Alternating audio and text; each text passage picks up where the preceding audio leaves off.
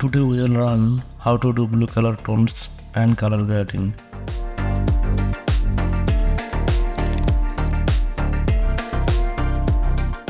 This is a sample video clips. We will bring up the video layer. From here come to effect and search for invert. I will put the invert layer on the top layer.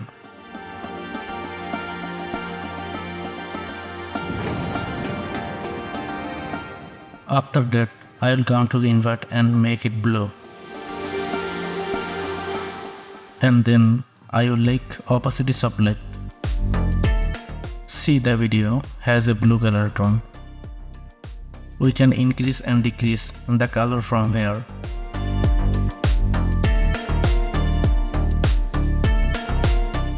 Now let's replay it and see how beautiful it is.